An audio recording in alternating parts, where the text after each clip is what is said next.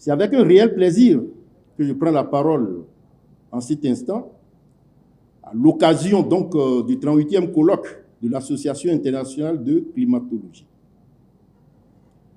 Cet événement représente une plateforme incontournable où les savoirs scientifiques se rencontrent, s'échangent, se renforcent pour mieux comprendre et répondre aux enjeux climatiques qui façonnent notre avenir.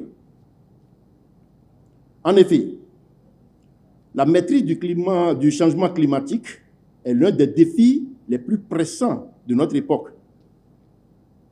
Ces effets se font ressentir partout, influençant les écosystèmes, l'économie, la santé et les sociétés. Dans ce contexte, le rôle des chercheurs est crucial, car ce sont eux qui éclairent les politiques publiques, orientent les décisions et apportent des solutions concrètes adaptées aux réalités locales et internationales. C'est d'ailleurs conscient de ce rôle des chercheurs que notre pays, sous le leadership de Madame la ministre,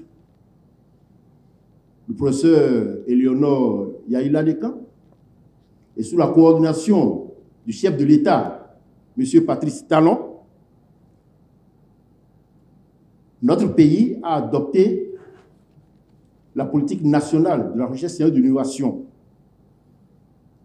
Depuis donc le 20 juillet 2022. Et donc désormais, nous avons donc à quoi nous en tenir. C'est-à-dire, on ne va plus errer en ce qui concerne donc les travaux de recherche et consorts, puisqu'il y a une orientation désormais. Et les chercheurs seront mis au travail. Et comme vous le savez aussi, il y a donc eu réflexion pour restructurer les organes donc, de gestion de la recherche. Et donc, aujourd'hui, nous avons une agence béninoise pour la recherche scientifique et l'innovation qui va désormais donc gérer la recherche dans notre pays.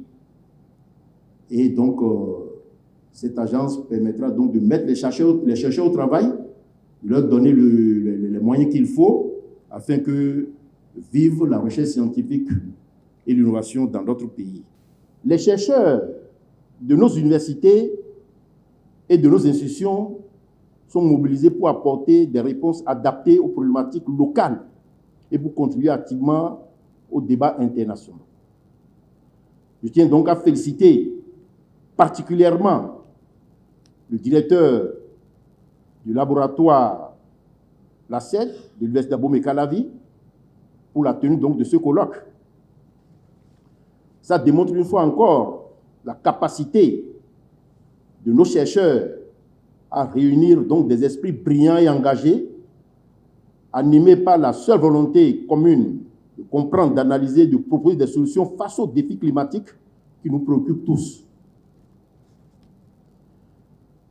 Nous savons tous que la collaboration scientifique est une force. Aujourd'hui, plus que jamais, nous devons renforcer nos partenariats, mutualiser nos connaissances et développer des stratégies innovantes pour garantir un avenir durable aux générations futures. L'université est un creuset de savoir et d'innovation. Je suis fier de voir que cette dynamique se poursuit au sein de notre université, l'Université d'Abomey-Calavi. Je vous encourage donc à poursuivre ces genres donc de rencontres avec passion et engagement, car votre contribution est essentielle pour faire avancer la science et pour garantir un avenir où l'harmonie entre l'homme et son environnement sera au cœur donc des priorités. Je vous souhaite donc des échanges fructueux et une version riche qui, sans doute, aboutiront à des recommandations pertinentes et innovantes. Je vous remercie.